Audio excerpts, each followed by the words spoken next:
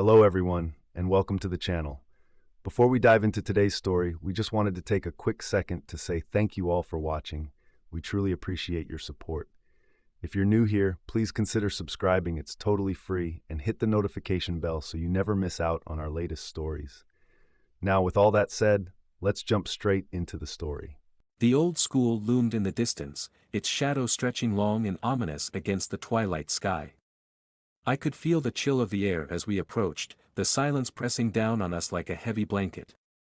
My name is Mary, and I'm the type of person who doesn't like to stick out.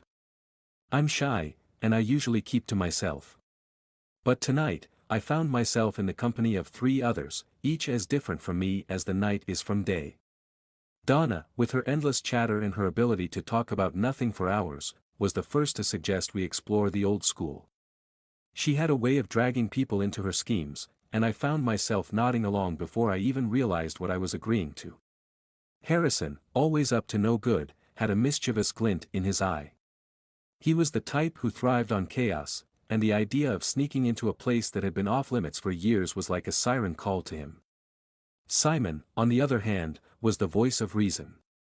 He liked to think things through before he did anything, but even he couldn't resist the allure of the unknown. The school had been closed for decades, ever since a series of unexplained deaths had claimed the lives of several children who had attended.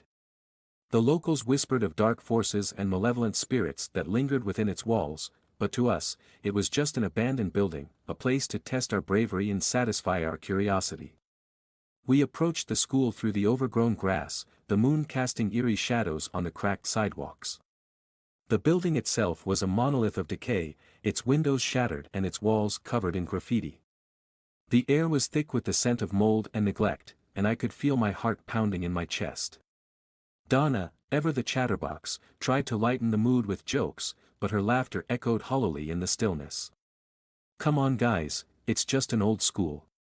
What's the worst that could happen?" she said, her voice tinged with a nervous edge that she tried to mask. Harrison was already ahead of us, his flashlight beam cutting through the darkness. "Nothing, unless you count the ghosts of dead kids trying to get us," he called back, his tone laced with a mix of excitement and challenge. Simon, ever the cautious one, held back for a moment. "We should really think about this. There's a reason this place is abandoned." But it was too late. The thrill of the unknown had already taken hold, and we were too far in to turn back. We followed Harrison through the broken gate and into the school's courtyard. The entrance was a gaping maw, the door hanging off its hinges. We stepped inside, the floorboards creaking under our feet. The interior was even more haunting than the exterior. The walls were covered in peeling paint, and the air was thick with dust. The hallways were lined with old lockers, their doors hanging open, as if waiting for students who would never return. We moved cautiously, our flashlights casting flickering shadows on the walls. Donna, who had been quiet for a moment, broke the silence. "Do you guys hear that?" We all froze, listening. At first, there was nothing but the sound of our own breathing. Then, a faint whisper, almost inaudible, seemed to come from the end of the hallway. It was like the rustling of leaves, but there was no wind. Harrison, undeterred, started walking toward the sound. "It's probably just the wind or something. Let's check it out." Simon and I exchanged a worried glance, but we followed. As we approached, the whisper grew louder, and I could almost make out words. They were distorted, but there was a sense of urgency in them, as if they were trying to warn us of something. "Turn back," the voice seemed to say, but it was drowned out by the sound of a door slamming shut behind us. We turned to see that the entrance had been sealed, the door now firmly shut. Panic set in, and Donna's chatter turned to frantic pleading. "Guys, we need to get out of here, right now." Harrison, still oblivious to the danger, laughed. "Relax, it's just a door. We can find another way out." But as we tried to force the door open, it became clear that it wasn't going to budge. We were trapped. The school seemed to come alive around us, the air growing colder, and the shadows deepening. The whispering grew louder, and I could hear it more clearly now. It was the voice of a child, pleading, crying for help. The sound was coming from the direction of the gymnasium, and without a word, we started moving toward it. The gym was a large, open space, the basketball hoops still hanging from the ceiling, their nets tattered and frayed. In the center of the room, a single light bulb flickered, casting an eerie glow. The whispering grew louder, and I could see a figure in the shadows, a small, pale child, its eyes hollow and lifeless. "Help me," the child whispered, its voice breaking. Donna, despite her earlier bravado, was shaking. "What do we do? What does it want?" Simon, his usual calm demeanor returning, took charge. "We need to stay calm. If this is a spirit, it's probably trapped here, just like we are." Harrison, still skeptical, stepped forward. "Maybe we can just talk to it. Find out what it wants." The child's eyes locked onto Harrison, and for a moment, the air seemed to still. Then, it spoke, its voice clear and chilling. "You should have listened. You should have turned back." The temperature dropped, and the air grew thick with a sense of malevolence. The child's form began to shift, its features distorting into something inhuman. The whispering grew into a cacophony of voices, all crying out in unison. "Too late. It's too late." The gymnasium seemed to close in around us, the walls closing in, the shadows growing darker. We were trapped, and the spirits of the school had no intention of letting us leave. Harrison, realizing the gravity of the situation, tried to run, but the shadows seemed to reach out and grab him, pulling him back. Donna, paralyzed with fear, could only scream. Simon, his mind racing, he tried to think of a way out, but the darkness was overwhelming.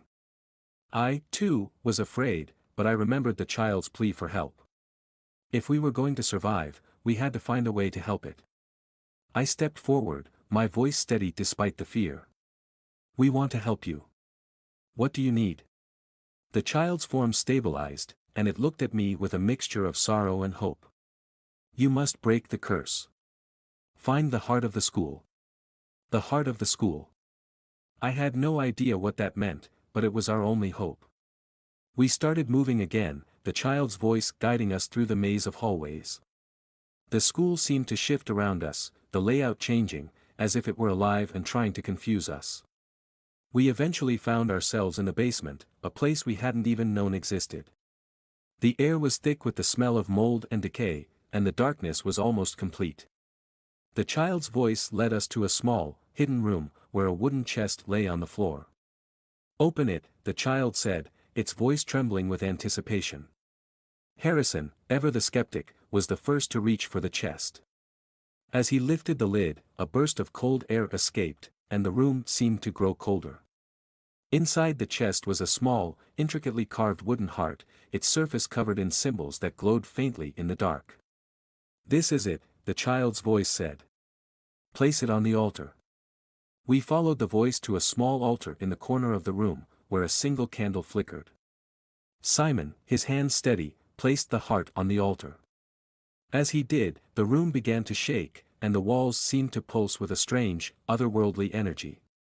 The child's voice grew louder, more urgent. "Quickly, before it's too late."